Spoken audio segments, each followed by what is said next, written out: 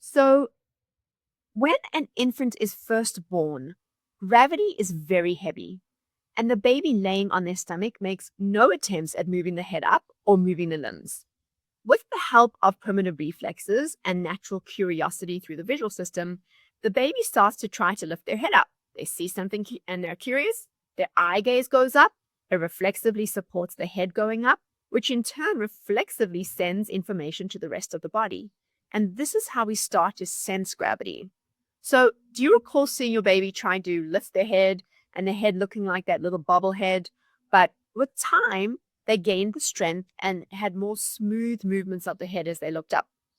And then they started to prop on their forearms, putting weight through their shoulders, which further strengthens the core, the upper limbs, and the neck to help improve that head control. And then they gain more strength in their back. And with the help of other primitive reflexes, their arms can freely move while they're on their tummy to reach for and play with toys. All of this development connects the body and the brain. The reflexive movements of the body build those neural networks. The baby then starts making choices about that movement, like wanting to reach for a toy, which starts to build brain pathways from the back of the brain to the front of the brain. And that process starts to integrate those primitive reflexes.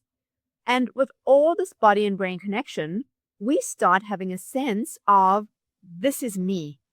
When we start getting a sense in our own bodies of this is me, we start to create boundaries about where we begin and where we end. I watched this cute video recently of this little baby that the mom put online saying he found his fingers today. And she's got him going through 3 or 4 little scenes where he's just standing there or laying on the floor, flipping his hand back and forth. And that moment is unbelievably powerful for that child. He's connecting with, hang on a sec, these things actually belong to me. And this is where they go. And this is where they extend to. And this is what I can do with them. And it starts to give that baby the sense of me. Kim Barthel is a world-renowned occupational therapist. And she says that we start to have a sense of this is me, which in turn allows us to have a sense of this is not me. If I know exactly where I am and this is me, I can start to recognize that these aspects outside of me are not me. And that starts to help us build a sense of relationship and connection to others and objects around us. And when we are grounded in ourselves and we know who we are, we can start thinking about how that impacts our self-esteem, our sense of self, our confidence, our self-actualization. And that's why many kids struggle with this concept of self. Many adults may experience it too. They feel a dissonance within themselves as an adult, or you may see that dissonance within your kid, and behaviors associated with this disconnection from themselves or others, like lacking confidence or self-esteem. Sometimes it may be on the flip side. It may manifest as an overcompensation. So that child instead seems overconfident, obnoxious, because there's an inner sense of not feeling like they belong or not knowing who they are. So look at that Maslow's hierarchy. We can slot the body awareness category into the safety section. This is one very important component of what keeps us safe. So as we're beginning to understand the importance of building strength against gravity, it's not just about being able to sit still in a chair because our muscles can co-contract and keep us still, or standing with good posture and not leaning on a parent in the line at the grocery store.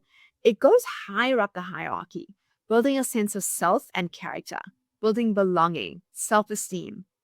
This is the connection between developing motor skills and having body awareness and all these higher level skills that teach us to be regulated and grounded. That's what the connection is between the body and the mind, the physical aspect and the emotional aspect. So we've discussed how gravity impacts strength.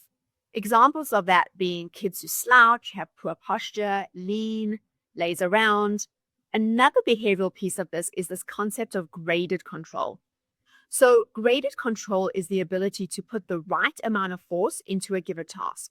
So we know how hard to close a bedroom door when someone is sleeping versus shutting the heavy car door, or we intuitively know how to get a glass that is half full to our mouths versus picking up a large water bottle that's completely full.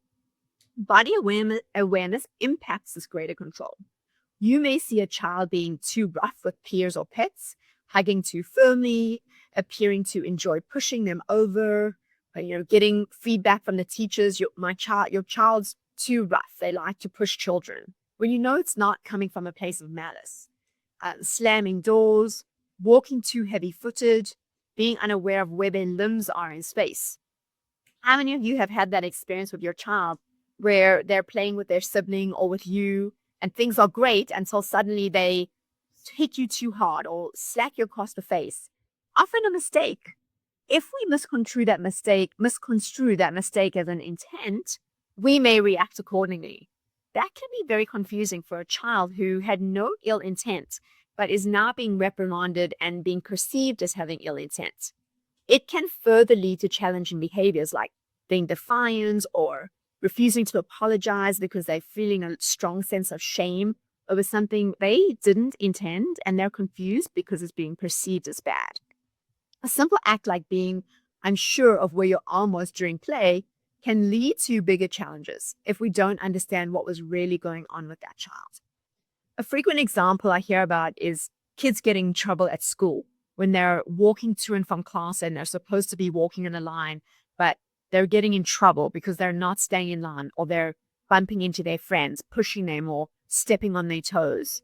Again, if teachers don't understand that this is not about seeking attention and behavior and truly about understanding their body and space, it can start to manifest uncomfortable feelings in that child. So acquiring body awareness helps to balance a child's difficulty with that greater control.